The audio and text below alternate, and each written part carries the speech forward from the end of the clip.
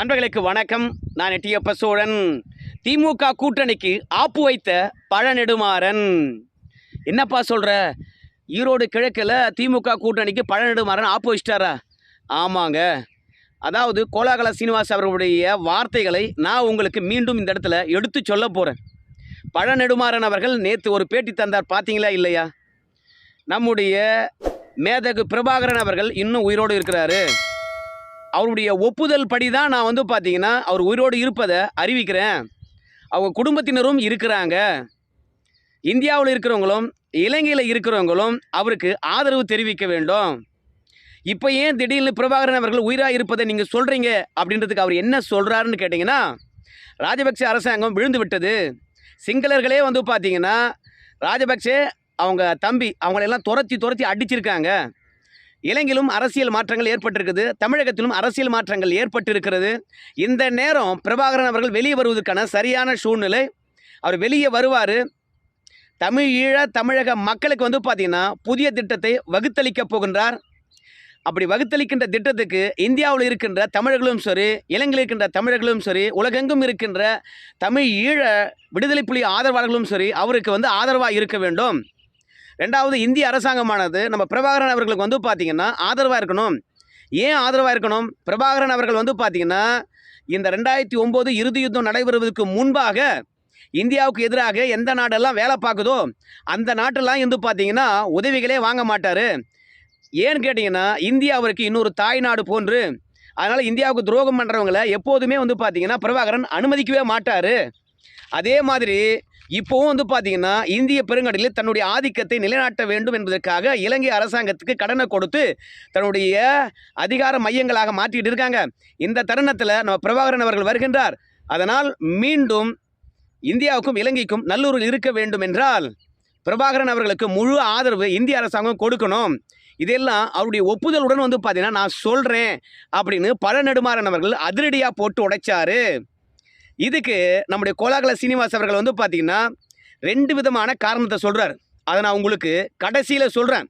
அவர் சொல்கிற காரணங்கள் தான் பார்த்தீங்கன்னா திமுக கூட்டணிக்கு ஆப்பு வைக்கிற மாதிரி இருக்குது. பிரபாகரன் அவர்கள் உயிரோடு இருக்கின்றார் என்று சொல்வதற்கு என்ன காரணம் அப்படின்றத என்னுடைய கருத்தை முதல்ல நான் உங்களுக்கு சொல்லிவிடுறேன். ஒரு 2 நாளைக்கு முன்பாகத்தான் அண்ணாமலை அவர்கள் இலங்கை போயிட்டு வந்தார். இலங்கையில் பொருளாதார சீரழிவு இருக்குது. இப்போது உலக வங்கியும் பார்த்தீங்கன்னா என்ன பொருளை கொடுத்தா அவன் கடன் கொடுப்பான். கடன் கொடுக்குற மாதிரி தெரியல.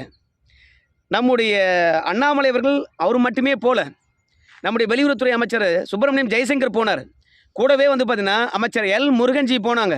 கூடவே அண்ணாமலையும் போனார். அங்கே போகின்ற போது அரசியல் அதிகாரம் வழங்கக்கூடிய அரசியலமைப்பு பிரிவு 13 பார்த்தீங்கன்னா நடைமுறைப்படுத்தணும் என்பதும் பேச்சுவார்த்தை நடத்தப்பட்டிருக்குது. ரணில் விக்ரமசிங்கே அவர்கள் பார்த்தீங்கன்னா ஒத்துக்கிட்டு இருக்கின்றார். சரி, தமிழர்களுக்கு அதிகாரத்தை பகிர்ந்தளிப்போம் என்ற ஒரு எண்ணத்துக்கு வந்திருக்கின்றார். இந்த 13 அரசியல் திருத்தமானது நடைமுறைக்கு கொண்டு வந்தால் இலங்கையில் இருக்கின்ற தமிழர்களுக்கு பார்த்தீங்கன்னா காவல்துறை அதிகாரங்கள் வரும். இரண்டாவது பார்த்தீங்கன்னா மத்திய மாநில அரசாங்கம் என்ற அமைப்பானது அந்த இடத்துல உருவாகும். அதற்காக பாஜக முன்முயற்சி எடுத்துக்கொண்டே இருக்கிறது. நீங்கள் இதெல்லாம் பண்ணிங்கன்னா உங்களுக்கு பார்த்தீங்கன்னா கடன் கொடுப்பதற்கு ரெடியாக இருக்கிறோம் அப்படின்னு இந்திய அரசாங்கமானது நிர்பந்திக்கிறது. ஸோ இப்போ திடீர்னு நம்முடைய பழநெடுமாறன் அவர்கள் பார்த்தீங்கன்னா பிரபாகரன் வராரு அப்படின்னு சொல்லியிருப்பதனால இந்த முன்முயற்சியில் நம்ம தடை போட்டுடலாம். அப்படி தடை போட்டுட்டோம்னு வச்சிங்களேன், முடிஞ்சது சோழி. ஏன்னா பாஜக தான் இலங்கை பிரச்சனையை தீர்த்தது. தமிழ் மக்களுக்கு பார்த்தீங்கன்னா நல்லதை செஞ்சு கொடுத்தது. அரசியல் சீர்திருத்தம் 13 கொண்டு வந்தது. மிகப்பெரிய நிர்பந்தம் எல்லாம் செஞ்சு மீட்டு கொடுத்தது. தமிழர்களுக்கு என்றென்றைக்கும் பார்த்தீங்கன்னா பாஜக தான் உறுதுணையாக இருக்கும் அப்படின்னு தமிழக மக்கள் நம்பிடக்கூடாது. தமிழ்நாட்டில் இருக்கிறவங்க என்றென்றைக்கும் பார்த்தீங்கன்னா பிரபாகரன் தமிழ் மக்களுக்காக துணை இருப்பார். தமிழர்களாகிய நாங்கள் தான் துணை இருப்போம், பாஜக துணை இருக்காது அப்படின்னு சொல்கிறதுக்கு கூட பார்த்தீங்கன்னா பிரபாகரன் உயிரோடு தான் இருக்கிறாரு. யார் சொல்கிறதையும் நம்பாதீங்க. அவங்க வாக்குறுதியெல்லாம் நிறைவேற்ற மாட்டாங்க. பாஜக 1000 வாக்குறுதி அள்ளி வீசலாம், ஆனால் அது உண்மை கிடையாது அப்படின்னு கூட நிறுவுவதற்காக பழநெடுமாறன் அவர்கள் பிரபாகரன் உயிரோடு இருக்கிறாரு அப்படின்னு சொல்லலாம். ஆனால் இளைஞர் இராணுவம் திடீரென பழநெடுமாறன் அவர்கள் பிரபாகரன் உயிராக இருக்கிறா அப்படின்னு சொன்ன உடனே இல்லை அதெல்லாம் பொய், அவரை சுட்டு கொண்டுட்டோம், அவங்க குடும்பம் அத்தனை பேரும் க்ளோஸ் பண்ணிட்டோம் அப்படின்னு தெளிவாக சொல்லிட்டாங்கன்னு வச்சுக்கங்களேன். அது வேறு விஷயம். ஆனால் பிரபாகரன் உயிரோடு இருக்கிறார் என்று சொன்ன பிறகு மீண்டும் விடுதலை புலிகள் கட்டமைக்கப்படும் என்று சொன்ன பிறகு அரசியல் திருத்தம் 13 அந்த இடத்துல கொண்டு வருவாங்களா? அண்ணாமலை முயற்சி வீணா போச்சா? எல் முருகன்ஜி அவர்கள் எடுத்த முயற்சி, நம்ம வெளியுறவுத்துறை அமைச்சர் சுப்பிரமணியன் ஜெயசங்கர் அவர்கள் எடுத்த முயற்சி எல்லாம் பாழா போச்சா? அதோட ரணில் விக்ரமசிங்கே அவர்கள் வந்து பார்த்திங்கன்னா இந்த வருடத்துக்குள்ளாக நம்ம இந்தியா வர காத்திருக்கிறார். அப்படி வரும்பொழுது நம்ம இந்திய அரசாங்கமானது ஒரு 2 நல்ல விஷயங்களை செய்ய இருந்தது. அந்த 2 நல்ல விஷயங்கள் என்ன விஷயங்கள்னு கேட்டிங்கன்னா, நம்ம தமிழக மீனவர்கள் இலங்கைக்கு போனால் பிடிக்கக்கூடாது. அதுக்கு என்ன பண்ணணும்? ஒன்றே ஒன்று தான். நம்ம தமிழக மீனவர்களும் இலங்கை கடற்பரப்பில் மீன் பிடிப்பதற்காக லைசன்ஸு கொடுக்குறோம் அப்படின்னு டக்ளஸ் தேவானந்தா அவர்கள் வந்து பார்த்திங்கன்னா அறிவித்திருக்கிறார். இந்திய அரசாங்கத்துடன் பேசி முடிவெடுத்துட்டோன்னு வச்சுங்களேன், நாங்கள் லைசன்ஸ் கொடுத்துருவோம். இலங்கை மீனவர்கள் போன்று இந்திய மீனவர்களும் வந்து பார்த்திங்கன்னா இலங்கை கடற்பரப்பில் மீன் பிடிக்கலாம். ஒரே ஒரு கண்டிஷன் தான், சுருக்குமடி விலையை மட்டும் பயன்படுத்தக்கூடாது அப்படின்னு டக்ளஸ் தேவானந்தா அவர்கள் கேட்டுக்கிறாரு. இந்தியாவுக்கு வரப்போகிறாங்க. தமிழர்களுக்கு ஒட்டுமொத்தமாக நன்மையை தருவதற்கு பாஜக காத்திருந்தது. ஆனால் திடீர்னு என்னமோ தெரியல, பழ நெடுமாறன் அவர்கள் வந்து பார்த்தீங்கன்னா விடுதலை புலி பிரபாகரன் உயிரோடு இருக்கின்றார் என்று சொல்லிட்டாங்க. ஆனால் நாம் தமிழர் கட்சியினுடைய தரப்பிலிருந்து என்ன சொல்கிறான்னு கேட்டிங்கன்னா, வெற்றி குமரன் என்று நினைக்கிறேன் நாம் தமிழர் கட்சியில் அவர் என்ன சொல்கிறாருன்னா, பிரபாகரன் எல்லாம் வந்து பார்த்தீங்கன்னா உயிரோடு இல்லை, பொய்யானவற்றை சொல்லி குழப்பாதீங்க, தேசிய தலைவர் எப்போது இறந்து விட்டார் அப்படின்னு சொல்லிட்டாங்க. ஆரம்ப காலகட்டத்தில் இலங்கையில் நடந்த ஈழ யுத்தம் முடிந்துவிடக்கூடாது, இலங்கை அரசாங்கத்துக்கு எதிராக தமிழர்கள் எழுச்சியுடன் இருக்கணும் என்பதற்காக தான் பிரபாகரன் சாவலை அப்படின்னு சொன்னோம். ஆனால் 14 வருடங்கள் ஆகி போய்விட்டது. தமிழர்கள் படுகின்ற கொடுமையெல்லாம் பார்த்துக்கிட்டு நம்முடைய தேசிய தலைவர் பிரபாகரன் அவர்கள் சும்மா இருப்பாரா? என் மக்கள் வேதனை அடைய நான் சுகமாக இருக்கணுமா அப்படின்னு சொல்லிட்டு இத்தனை நாள் பொறுமையாக இருந்திருப்பாரா? அதனால் அவர் வந்து பார்த்தீங்கன்னா உயிரோடு இல்லை, அவர் இறந்துட்டார் அப்படின்னு இடும்பவனம் கார்த்திக் அவர்களும் சரி, வெற்றி குமரன் அவர்களும் சொல்லியிருக்கிறாங்க. ஒருவேளை பிரபாகரன் அவர்கள் உயிரோடு இருந்தால் முதல் ஆப்பு யாருக்குன்னு நினைக்கிறீங்க? நம்முடைய சீமானவர்களுக்கு தான். அவர் விடாத கதையே கிடையாது, அவர் தின்னாத கறியே கிடையாது. எல்லாமே வந்து பார்த்தீங்கன்னா தேசிய தலைவர் பிரபாகரனுடைய மனைவி சமைச்சு போட்டது அளவுக்கு பேசி போட்டார். ஏண்டா என் முன்னாடி வேலைக்காரனா அப்படின்னு வந்து பிரபாகரன் அவர் கேட்பாரா இல்லையா சீமானுக்கு? ஒத்த படம் எடுத்துட்டு இலங்கைக்கு ஓடி வந்த பையன் நீ இன்றைக்கு என்னடா பில்டப் போட்டுட்ருக்க அப்படின்னு சொல்லி நெஞ்சிலே துப்பாக்கி சுட மாட்டார். அவர் சுடல்னா கூட வந்து ஆளை ஆரம்பிச்சு இங்கே சீமானை காலி பண்ண மாட்டார். அவ்வளோ கதை அளந்து வச்சுக்கிறான்னு அந்த பயமாக என்னவோ தெரில, நாம் தமிழர் கட்சியிலேருந்து மிகப்பெரிய ஒரு மறுப்பு வந்திருக்கிறது. ஆனால் இன்னொரு விஷயம் என்னன்னு கேட்டிங்கன்னா, நம்ம இந்திய அரசாங்கமானது இலங்கை வாய் தமிழர்கள் இங்கே வந்திருக்காங்க. அவங்க வந்து பார்த்திங்கன்னா இந்திய குடியுரிமை பெற வேண்டும் என்று நீண்ட நாளாக கேட்டுட்ருக்காங்க. இப்போது விடுதலை புலிகள் மீது இருக்கின்ற தடையை இந்திய அரசாங்கம் நீக்கினால்தான் இலங்கையிலேருந்து வந்த தமிழர்களுக்கு வந்து பார்த்திங்கன்னா குடியுரிமை வேகமாக கிடைக்கும். ஆனால் பழ நெடுமாறன் அவர்கள் வந்து பார்த்திங்கன்னா திடீரென இன்றைக்கு நம்முடைய பிரபாகரன் அவர்கள் உயிரோடு இருக்கிறாரு அப்படின்னு சொன்ன பிறகு இந்தியாவில் வந்து பார்த்திங்கன்னா விடுதலை புலிகள் மீது இருக்கின்ற தடையை நீக்க மாட்டாங்களே. அதோட எவ்வளோ நாள் கால வரிசை ஆகுதோ அந்த கால வரிசையின் அடிப்படையில் தான் இலங்கை தமிழர்களுக்கு குடியுரிமை கொடுக்குறாங்க.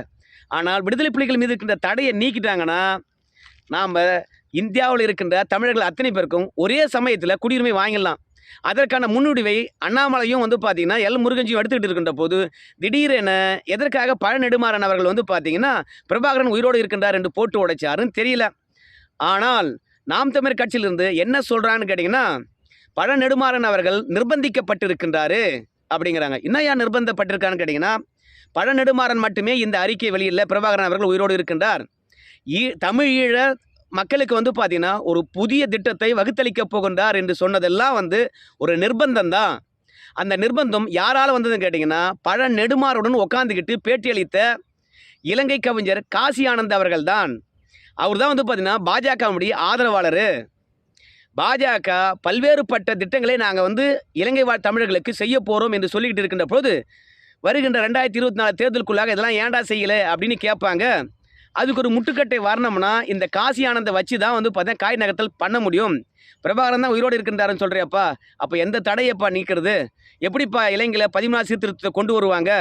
நீங்கள் வாயை வச்சுன்னு சும்மா இருக்கலாமே அப்படின்னு பிஜேபி வந்து பார்த்தீங்கன்னா பழ நெடுமாறன் மீது தூக்கி பழியை போட்டுட்டு இலங்கை வாழ் தமிழர்களுக்கு எதுவுமே செய்யாமல் இருக்க போது.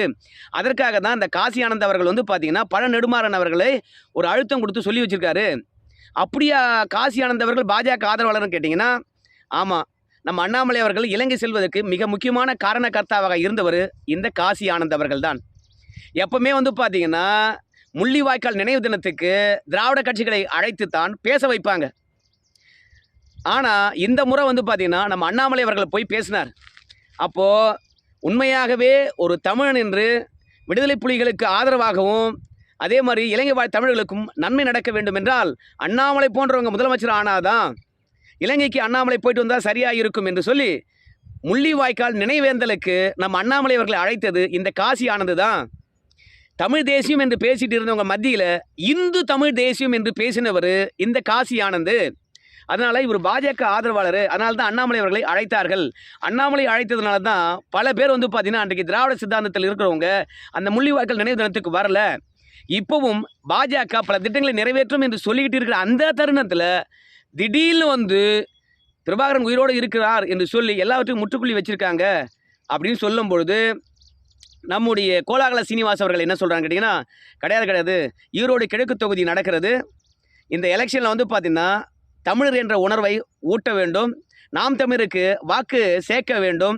அதற்காக பழநெடுமாறன் அவர்கள் வந்து பார்த்திங்கன்னா இலங்கையில் 2009 இறுதி யுத்தம் நடத்துவதற்கு யார் காரணமாக இருந்தாங்க? இதே காங்கிரஸ் திமுக தான் இருந்தாங்க. இன்னைக்கு இடைத்தேர்தலில் வந்து அவங்க 2 பேரும் கூட்டணி போட்டுக்கிட்டு அதே தமிழர்கள்கிட்ட வாக்கு கேட்க வந்திருக்காங்க. ஸோ இலங்கை தமிழர்கள் இன்றைக்கு அனாதியாக இருந்து பிரபாகரன் வருவாரா என்று எதிர்பார்த்து காத்துட்டு இருக்காங்கன்னா அதுக்கெல்லாம் காரணம் யாருன்னு கேட்டிங்கன்னா இதே திமுக காங்கிரஸ் தான் அப்படின்னு சொல்லிட்டு ஈரோடு கிழக்கு தொகுதிக்கு வேட்டு வைப்பதற்காகத்தான் நம்முடைய பழநெடுமாறன் அவர்கள் வந்து பார்த்தீங்கன்னா இப்படி பேசியிருக்கிறாரு. இது எப்படிப்பா ஈரோடு கிழக்கில் வந்து வேட்டு வைக்கும் அப்படின்னு கேட்டிங்கன்னா, திடீர்னு பிரபாகரன் ஒரு உயிரோடு இருக்கின்றார், அவருடைய அனுமதியுடன் தான் இதெல்லாம் சொல்கிறேன் அப்படின்னு சொல்கிற விஷயங்கள் டிவிகளிலும் சோஷியல் மீடியாக்களிலும் விவாதம் கிளம்பாதா? அதை பற்றி பேச மாட்டாங்களா? அப்போது பிரபாகரன் இத்தனை நாள் எங்கே இருந்தார், 14 வருஷம் பொறுத்து இப்போ தான் வரேன்னு சொல்கிறாங்களே, ஏன் வராரு அப்படின்ற விஷயங்கள் பேசப்படுமா இல்லையா? இலங்கையில் இறுதி யுத்தத்துக்கு யாரெல்லாம் காரணமாக இருந்தாங்கன்னு பேசுவாங்களா இல்லையா? அப்போ பின்னோக்கி மக்களை அழைத்து சொல்வார்களா இல்லையா? பின்னோக்கி அழைத்து செல்கின்ற போது தமிழர்கள் என்ற உணர்வானது மேலிடுமா இல்லையா? அப்போ தமிழர்கள் என்ற உணர்வு மேலிட்டால் யாருக்கு வாக்குகள் காலியாகும்? திமுக கூட்டணிக்கு தானே காலியாகும். ஸோ அதனால் நாம் தமிழர் கட்சிக்கு வாக்குகளை வந்து சேகரிப்பதற்காகவும் திமுக மற்றும் காங்கிரஸ் கூட்டணிக்கு வந்து பார்த்திங்கன்னா ஆப்பு வைப்பதற்காகவும் திடீரென ஈரோடு கிழக்கு இடைத்தேர்தல் நடக்கின்ற பொழுது நம்முடைய பழநெடுமாறன் அவர்கள் பிரபாகரன் உயிரோடு இருக்கின்றார், இத்தனை நாளும் பல்வேறுபட்ட புரளிகளுக்கெல்லாம் முற்றுப்புள்ளி வைக்கும் விதமாக ஒரு உண்மை அறிக்கை வெளியிடுறேன் என்று சொல்லியிருக்கிறாரு. இந்த நோக்கமும் இருக்கலாம். கண்டிப்பாக திமுக மற்றும் காங்கிரஸ் கூட்டணியானது இதை எதிர்பார்த்திருக்க வாய்ப்பே கிடையாது அப்படின்னு சொல்லிட்டு கோலாகல சீனிவாஸ் அவர்களும் இதை தெரிவித்திருக்கிறாரு. முடிந்த அளவுக்கு திமுக கூட்டணிக்கு யாரோ ஆப்பு வைக்கலான்னு பார்க்குறாங்க போல இருக்குதுப்பா. அதில் ஒன்று தான் பழநெடுமாறன் அவர்களும் போல இருக்குது. உண்மையாகவே திமுக காங்கிரஸ் கூட்டணி இதில் அதிர்ந்து தான் போயிருக்குன்னு நினைக்கிறேன். ஏனென்று கேட்டிங்கன்னா KS அழகிரி அவர்கிட்ட இந்த கேள்வி கேட்குறாங்க, என்னங்க பிரபாகரன் அவர்கள் உயிரோடு இருக்கிறாராமே அப்படின்னு கேட்கும்போது, அவர் உயிரோடு இருந்தார்னா பழநெடுமாறன் அவர்கள் என்னை அழைச்சிக்கிட்டு பிரபாகரனிடம் போனால் நான் சந்தித்து கை கொடுப்பேன், எனக்கு ரொம்ப மகிழ்ச்சி தான், எனக்கு என்ன பிரச்சனை இருக்குது அப்படின்னு அழகிரி அவர்கள் சொல்ல, முத்தரசன் அவர்களும் வேல்முருகன் அவர்களும் வந்து பார்த்தீங்கன்னா பிரபாகரன் அவர்கள் உயிரோடு இருக்கின்றாரா, ரொம்ப மகிழ்ச்சியாக இருக்கிறது, எத்தனையோ பொய்யும் புரட்டுகளும் சொன்னாங்க, இப்போது பழநெடுமாறன் அவர்கள் உண்மை சொன்னது எங்களுக்கு பேர் மகிழ்ச்சியாக இருக்கிறது அப்படின்னு சொல்லியிருக்காங்க. ஸோ எனக்கு என்னவோ பாஜக தமிழ் மக்களுக்கு நன்மை செய்ய வேண்டும் என்று எதிர்பார்த்த விஷயத்தில் கல்லெறிந்து விட்டாரோ அப்படின்ற ஒரு எண்ணம் இருக்கிறது. இரண்டாவது கோலாகல சீனிவாஸ் அவர்கள் சொல்கிற மாதிரி திமுக காங்கிரஸ் கூட்டணிக்கு அவர் ஆப்பு வச்சிருக்காரு அப்படின்னு சொல்லும்போது இன்னொரு பக்கம் நமக்கு மகிழ்ச்சியாகவும் இருக்கிறது. இந்த 2 கருத்தில் எந்த கருத்து உண்மையான கருத்து நீங்கள் சொல்லுங்கள். நன்றி நண்பர்களே.